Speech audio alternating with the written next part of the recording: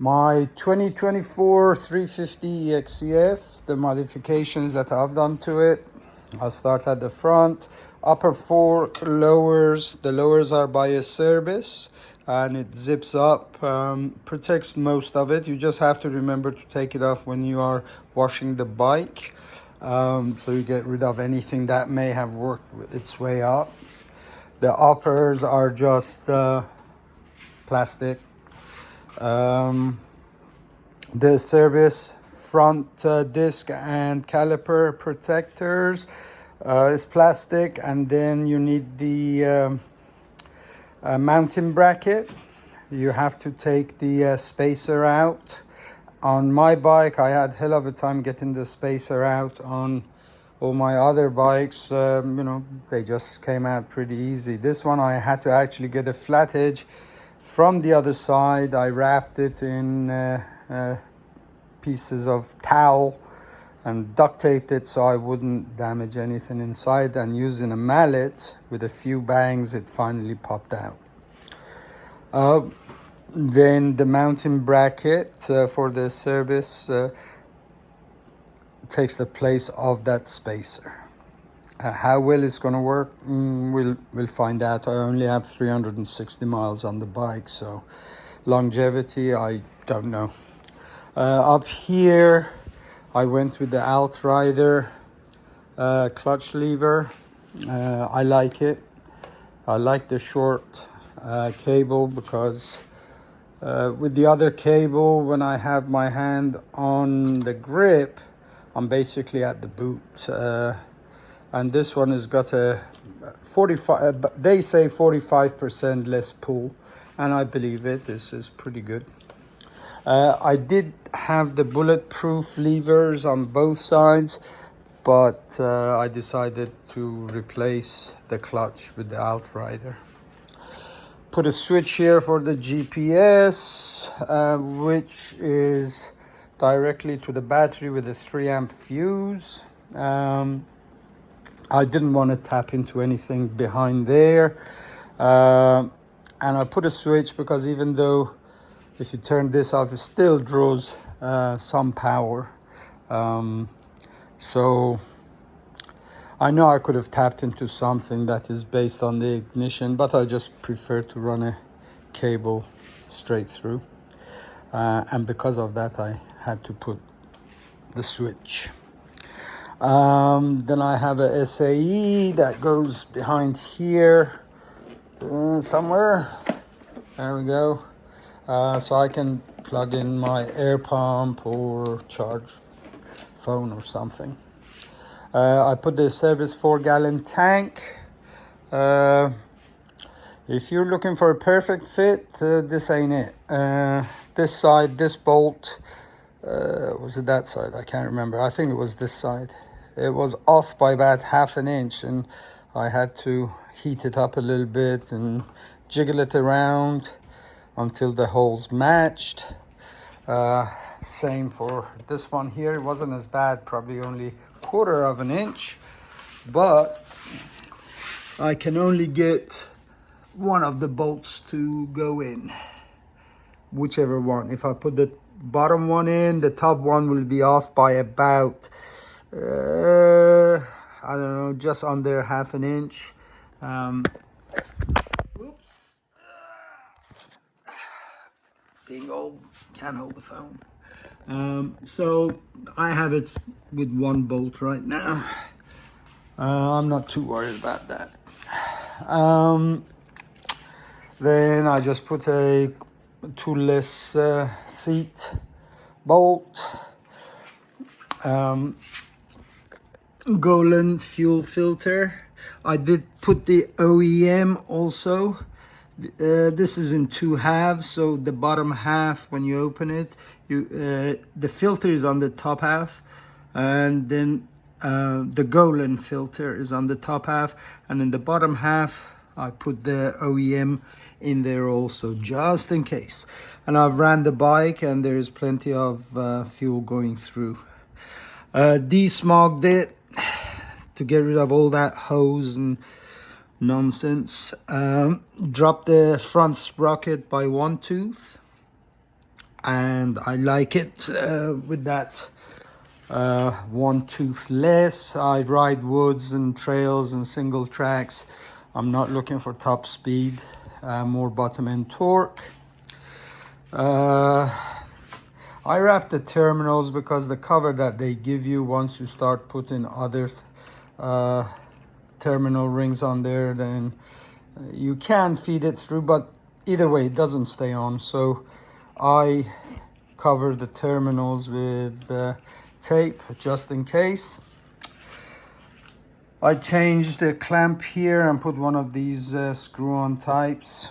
So when I go to do any work, I just unhook it from up here instead of from the quick disconnect, because when you go to put this back, this is a bitch to feed through, and so I unhook it from up here. Let's see, up here, that's it, just the levers. I did put on my bark busters or the other ones by, what is it, Circa. I didn't like any of them. They were, the way they were fitting. The flags are fine, to be honest.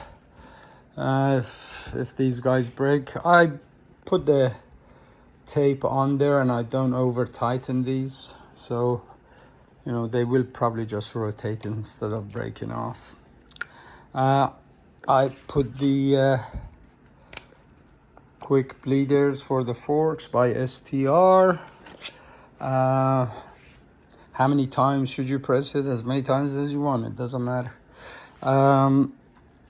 The ignition key, this part has been known to fail in some cases, so I've got a dongle that will plug to this one, but I'm not going to do it because when I ride I probably will leave it outside the restaurant, motel, or what have you, so it gives, just stop somebody jumping on the bike and starting and running off.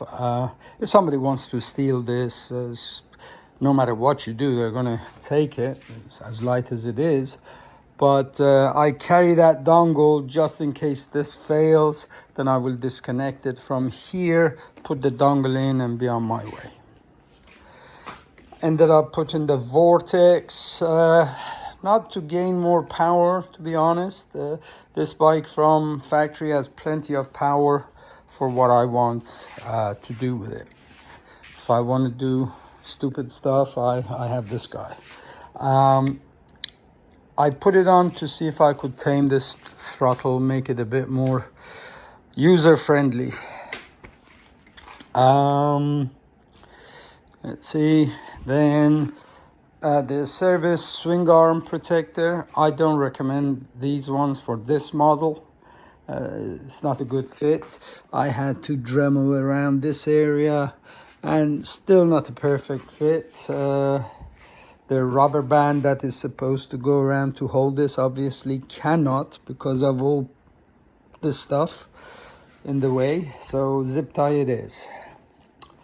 I did remove the washer from the kickstand so it wouldn't go back, but then I changed my mind. I put it back in because on trails sometimes it actually comes in handy to get on the bike and just lean it to the side and move, and kickstand goes back, so I put the spacer back in. I did desmog it, yes. Oh, and I used the resistor dongle so I wouldn't get the check engine light. I'm gonna get a net filter that goes inside the tank for just to I don't know, precaution, so I don't have issues in the middle of nowhere because of dirty fuel. So the net in there, the Golan, the OEM, I'm hoping that should stop a lot of the shit getting through. I use the Kriega system in this bag. This is the 6 liter. It holds all my tools, one inner tube, air pump,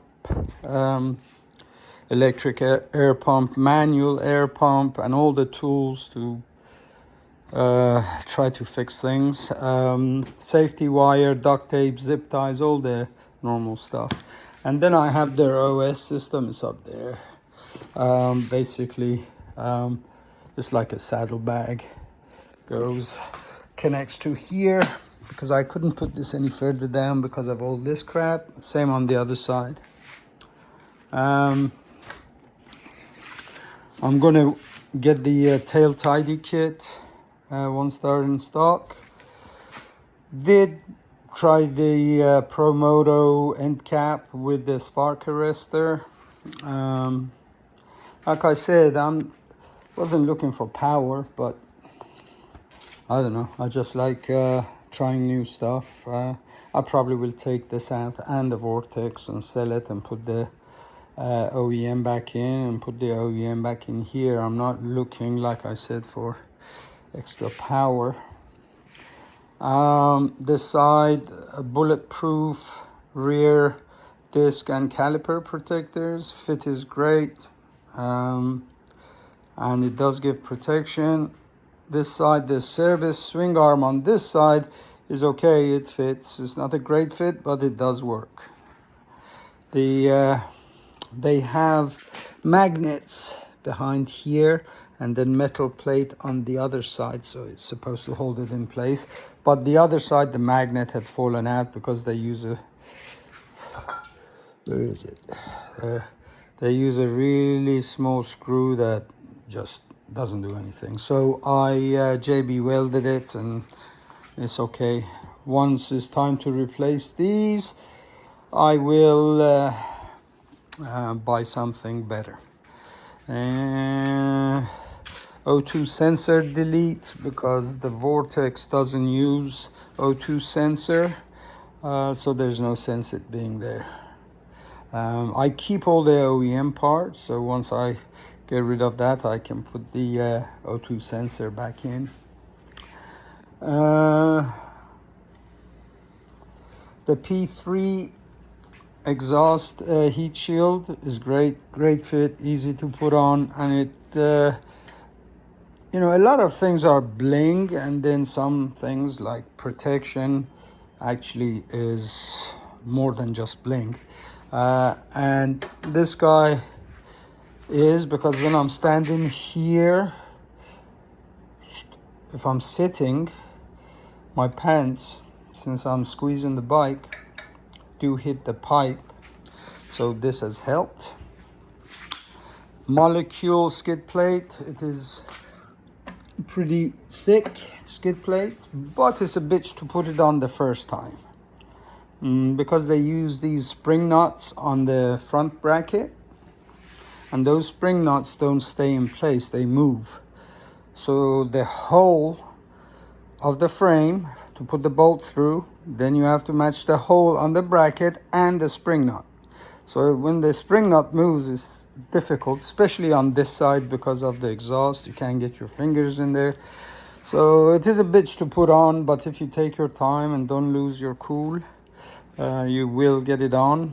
And then once it is on, when you go to change oil, you just have to loosen the top two bolts, take out the bottom two, and then it swings down enough to be able to get to the drain hole at the bottom. The screen and the magnet bolts and oil filter, there were no problem getting into those.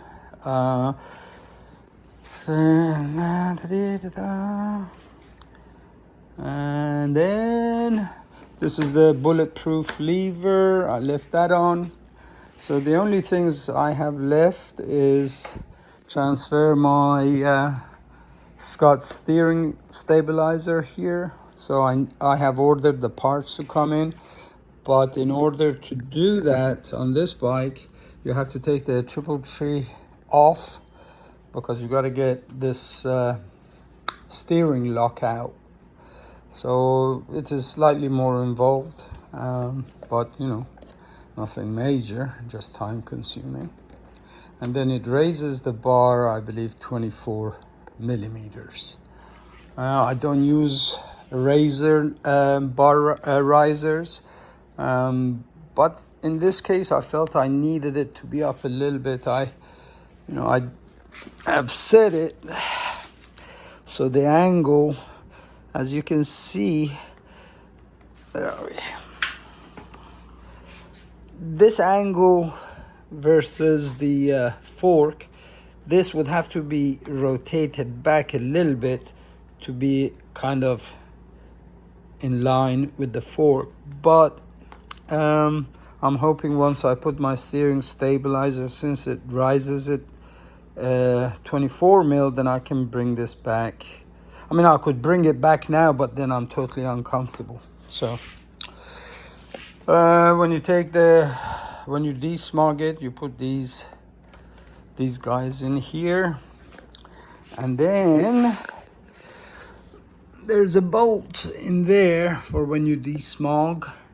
You can either put a rubber cap on it or try to take it off. I didn't have any issues taking the barb out. I used was it 8 mil and I think 10, I can't remember.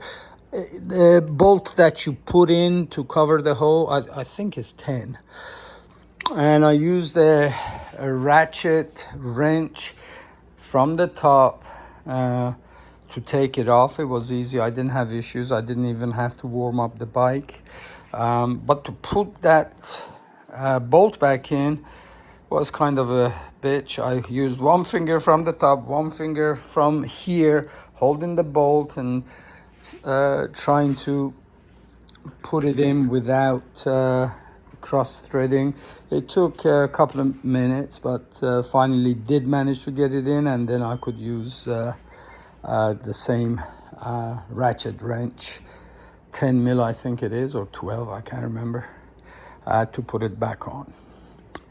One thing I noticed when I was messing around with things, this wire that has the white jacket that I put on is just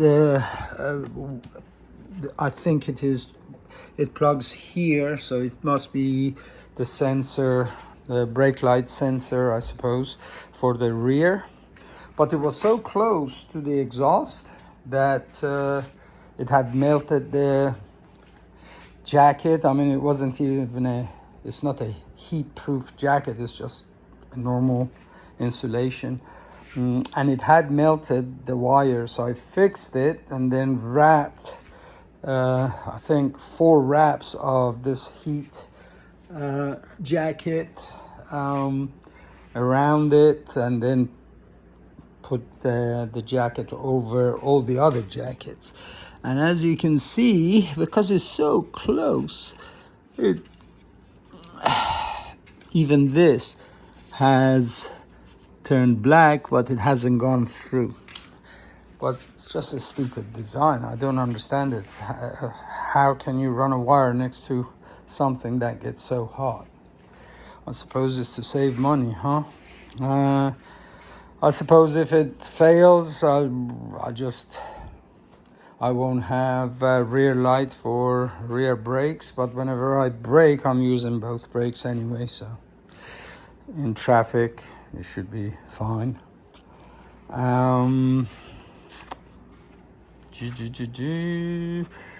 And I think that's about it. I carry this guy just in case I need to clean the seals, but whenever you use this, you're basically losing some oil, so it's a last type of resort.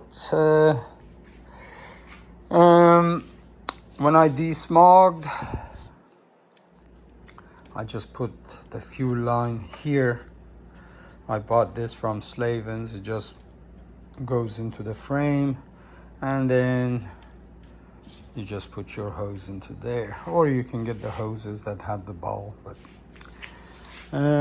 whatever is your fancy. I checked the radiator, the coolant level. It was a bit low. I bought it new, so I did add some. I flushed all the clutch, front and rear brake. I opened the clutch and it was milky, so as new as the bike is, it shouldn't be that color. So I decided to change them all. I used 5.1, just has higher boiling point. So if I feel I don't like it, then I'll just change them, put 4. But I'm gonna try it. And I believe that's about it. What do I think of the vortex and the end cap? I'm not looking for loud. I don't like loud. I was just looking for smoother throttle control. And I still have the gray throttle cam in there. Because I'm more on the low side, high speed. The front is twitchy anyway, so high speed I'm not looking for. I just want low end torque. I did take the readout on in the airbox, and it was pretty twitchy, so I put it back in.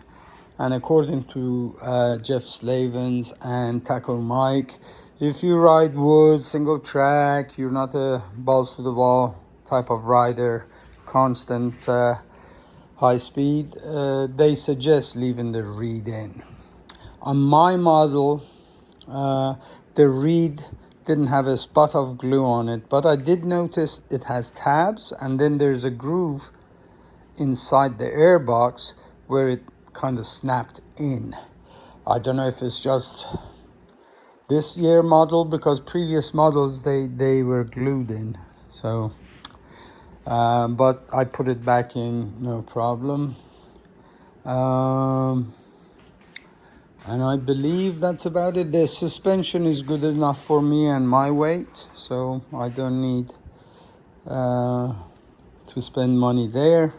So far, with all the add-ons, I think with the Scott stabilizer parts, I'm around $4,000, I think.